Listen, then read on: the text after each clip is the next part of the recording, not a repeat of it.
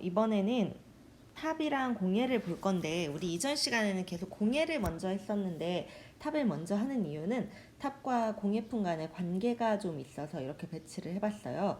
그리고 또 하나 봐야 될 것은 지금 여기 우리 처음에 초기, 중기, 후기를 했었는데 이 아래에다가 선생님이 좀 맞춰서 넣었어요. 그 이유는 당연히 여기 초기, 중기, 후기 각각의 흐름에 맞출 수 있기 때문이겠죠. 그래서 이 흐름을 불상을 봤던 흐름과 맞춰서 보면 좋을 것 같아요. 약간 유사한 측면이 있고 통일신라 안에서만 그런 것이 아니라 계속적으로 얘기를 해주고 있지만 예술이 발전하는 흐름에 있어서 미술사적으로 초반에는 좀 뭔가를 찾아내고 새로운 것을 모색하는 시기라면 중기가 그것에 자리 잡는 시기, 불상도 마찬가지였고요. 그리고 후기는 다시 그 미적인 것이 좀 떨어지고 혹은 과해지는 시기라고 볼 수 있습니다. 이런 큰 흐름에서 계속 살펴보는 거를 놓치지 않으셨으면 좋겠어요.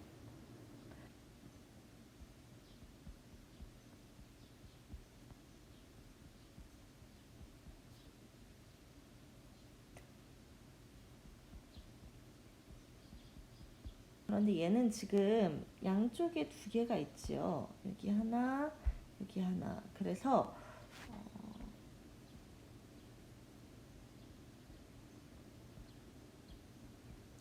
동서 3층 석탑이라고도 합니다. 같이 쌍으로 불러주는 이름이죠. 그래서 석탑을 둘 때 석탑의 방식이 다 다르다고 했는데 통일신라의 탑은 어떤 형식을 좀 취하고 있냐면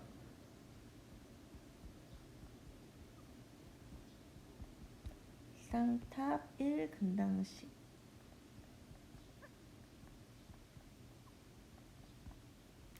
탑이 양쪽에 있고요. 금당 절이라고도 표현을 할 수 있겠죠. 이 금당이 하나 있는 이런 형식의 구조를 가지고 있습니다. 이따 볼 나머지에서도 중기에서도 이런 형식을 볼 수 있어요. 이런 형식은 기억을 해둬도 좋을 것 같아요. 이게 지금 사진으로 보니까 어느 정도인지 잘 모르겠잖아요. 무려 9.5m의 굉장히 커다란 석탑이에요. 이 큰 무게감과 이런 거대하고 수직적인 느낌을 굉장히 많이 살린 석탑이 바로 통신라 초기의 석탑이라고 합니다. 그래서 지금 보면서 선생님이 계속 화면을 늘렸다가 줄였다가 할 건데 그 이유는 뭐냐면 지금 이렇게 하나의 석탑을 보다가도 이게 어디에 속해 있었더라? 이게 초기인지 중기인지 그리고 우리는 지금 통일신라를 보고 있죠. 어디에서 보고 있는지 이 흐름을 계속해서 보셔야 된다는 걸 잊지 마세요. 선생님이 줄일 때는 이 전체적인 흐름을 같이 본다고 생각을 하시면 됩니다. 그럼 다시 줌으로 들어가서 초기의 석탑이 이런 커다란 단순화된 형태라고 한다면 이제 중기의 석탑은 불상과 마찬가지로 굉장히 이상적인 정형의 양식을 만들어내려고 합니다. 그래서 형태가 안정되져요, 훨씬. 우리가 잘 아는 석탑이기도 하죠. 석탑 이름을 먼저 써볼게요. 석가탑. 이건 정말 미술사를 하지 않는다고 해도 알아야 할 탑이죠. 너무나 아름답기도 하고 석가탑과 다보탑 이 두 가지 탑이 중기의 대표적인 양식이라고 할 수 있습니다. 이 두 개의 탑도 마찬가지로 지금 각각의 사진으로 있지만 불국사에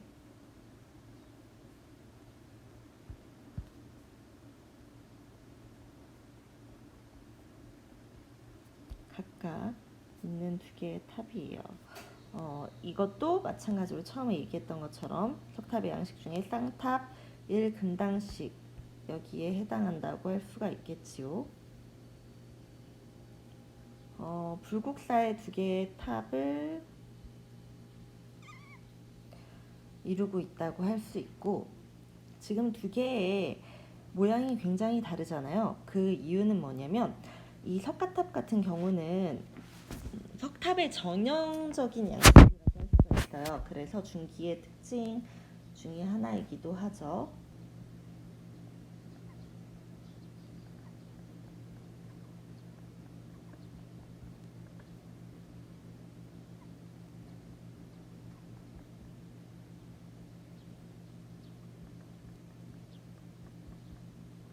그 전형적인 양식을 완성시킨 탑이라고 할 수 있습니다.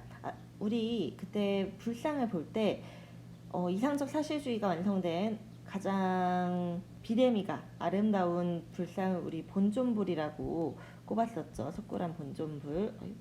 석굴암 본존불이라고 꼽았다면 석가탑에서는 석가탑을 그렇게 꼽습니다. 이 비대미가 어떻게 이때 1대 3대 2대 4의 비율이 있었다면 지금 석가탑에서 비대미를 한번 좀 살펴보려고 해요. 석가탑에서는 이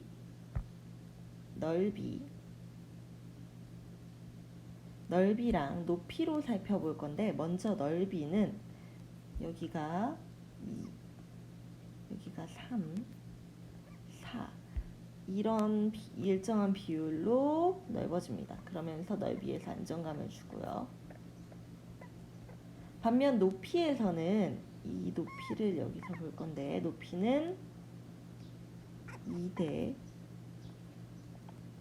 높이가 똑같죠. 2대 4의 비율을 보여줍니다. 자세히 보면 이런 연결을 보세요.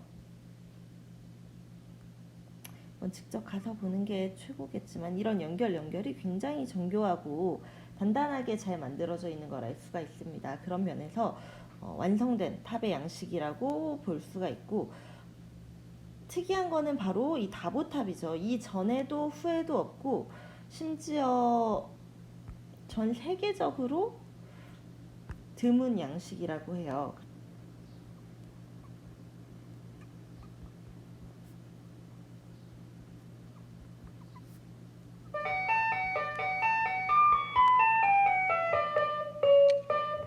오랜만에 들은 종소리였습니다. 다보탑이라고도 하지만 칠보탑이라고 합니다.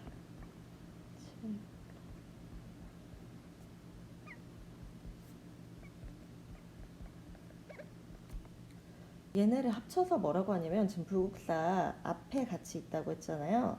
이 두 가지가 이게 법화경의 견보탑품이라는 그 내용을 시각적으로 형상화한 것이라고 해요. 뭐라고 하냐면 법화경을 설법하는 석가열애와 그것이 진리임을 증명하는 다보열애.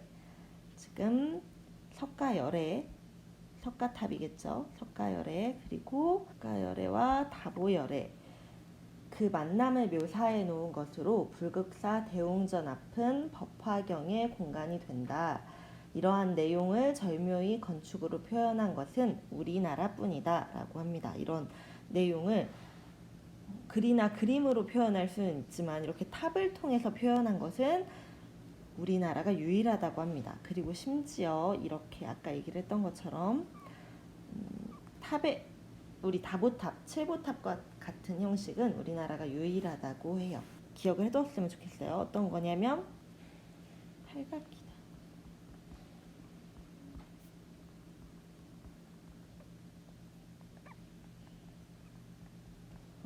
말 그대로 계단같이 생겼죠. 팔각기단이나 계단이나 이런 난간이 세워진 형식은 우리나라가 유일한 형식이라고 하니까 기억을 해두셨으면 좋겠습니다.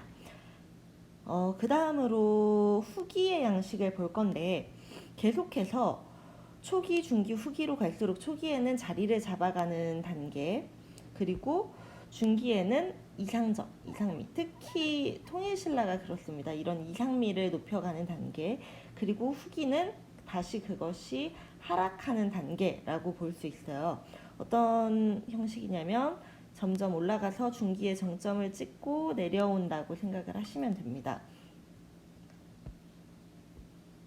이런 형식을 보여주고 있고요. 그러면 어떻게 탑에서는 이 중기의 이상미를 떨어뜨리냐 하면은 지금 봤을 때 이게 몇 층 석탑인 것 같아요. 금방 세어본 학생이 있으려나? 이게 무려 13층 석탑입니다. 그래서 이 높이부터가 벌써 좀 무너질 것 같은 불안감이 있잖아요. 이런 안정되게 바닥과 하늘과 조화를 이루는 느낌이 아니라 무조건 높게만 올라갈 거야 라고 하는 이런 과도함이 바로 후기 탑의 특징입니다. 그래서 이거는 정의 사지.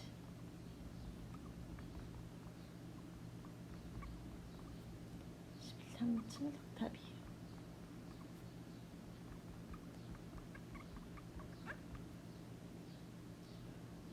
이건 이 탑을 알아둔다기보다는 이렇게 후기로 올수록 앞에 것이 무너지고 변형되고 혹은 왜곡되고 과장되는 이런 초기, 중기, 후기의 흐름을 보여주고 싶었던 거기 때문에 이 정도만 기억을 해두셔도 좋을 것 같습니다.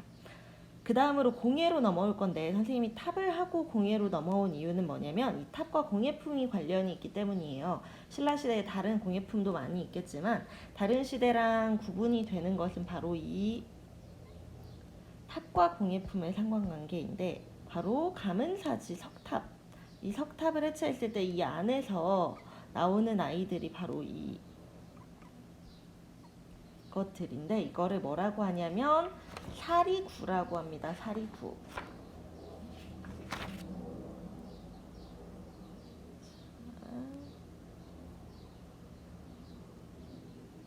이건 가문사지에서 나와서 똑같이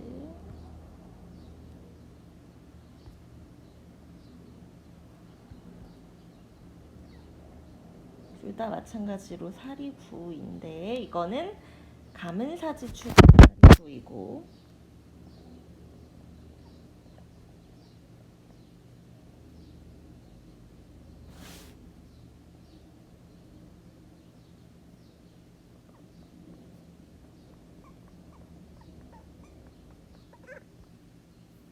이거는 석가탑에서 나온 사리구입니다.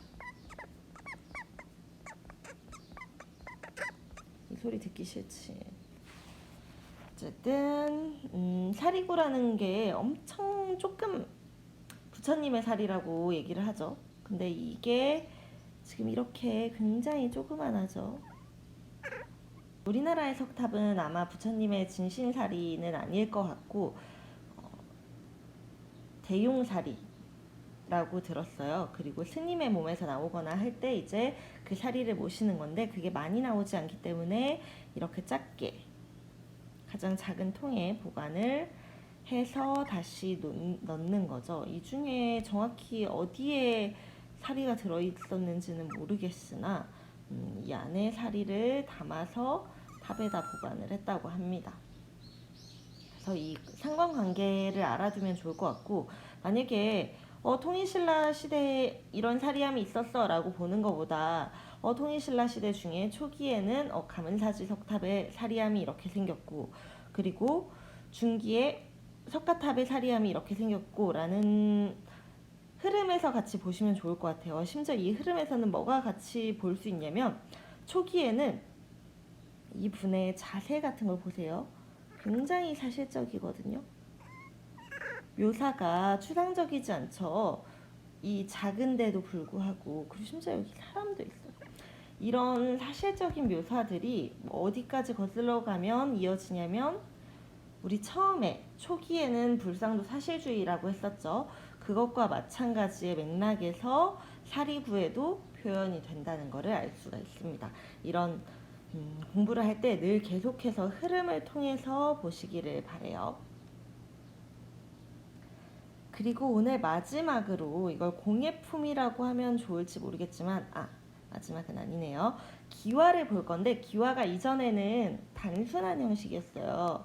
약간 뭐 이렇게 연판이 올라왔냐 안 올라왔냐 그리고 여기 줄이 있냐 없냐 이런 걸 가지고 구분을 했다면 통일신라의 기와는 화려함.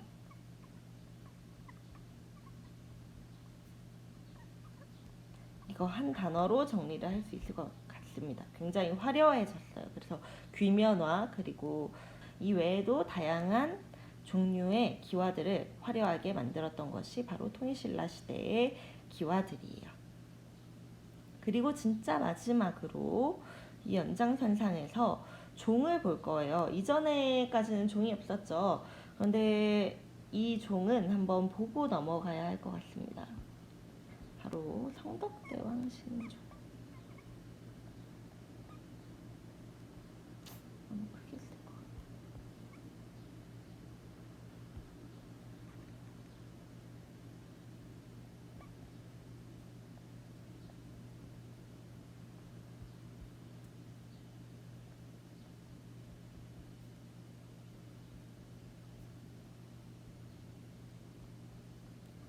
뭐라고 하면 좀 익숙할 것 같냐면 에밀레종이라고 돼요.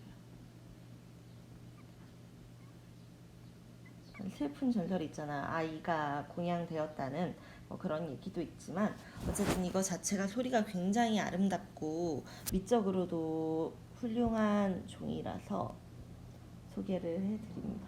불상과 마찬가지로 자세히 보는 게 중요해요. 이렇게 그냥 종만 봤을 때는 그냥 크고 아름다운 종이다 라고 볼 수 있지만 자세히 더 들여다볼 때 이렇게 위쪽 부분을 확대하면은 이런 모양이에요. 아래쪽 부분을 확대하면 이런 모양이고요. 그래서 무늬가 굉장히 정교하죠. 이런 용 같은 것도 이 와중에 굉장히 역동적으로 표현을 해놨고요. 이런 섬세한 무늬나 동작을 보면 알 수가 있죠. 그리고 그 중에서도 또 여기에도 무늬 표현을 한 게 굉장히 섬세한데 이 모양만 가지고도 그리고 여기 비천상도 있거든요. 여기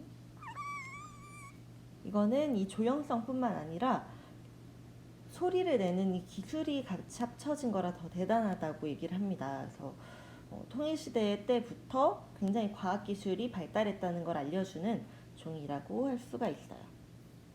가능하면 이거를 한번 찾아서 들어보셨으면 좋겠습니다.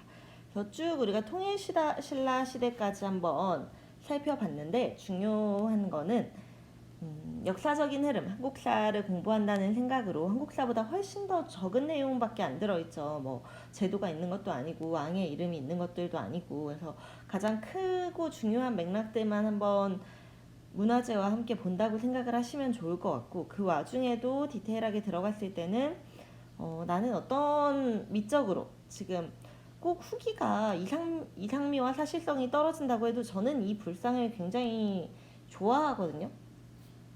제가 굉장히 아끼는 애정하는 그런 불상이에요. 그런 나는 어떤 미적인 것에 관심이 있는지를 좀 보시면 좋을 것 같아요. 보면서 계속 그런 자기화 시켜가면서 이게 대체 왜 불안정한 것인지 혹은 이게 어떤 면에서 더 다른 나라와 비교를 했을 때 뛰어난 것인지 그리고 그 큰 관계는 또 어떻게 이어지는지 이런 것들을 계속 살펴보시면서 보셨으면 좋겠습니다. 오늘 통일신라 내용이 좀 많았는데 보느라 고생을 하였고 그냥 넘기지 말고 쭉 흐름 다시 한번 살펴보고 마무리하셨으면 좋겠어요. 선생님이 또 다른 영상도 첨부해서 같이 볼 수 있도록 해볼게요. 고생하셨습니다.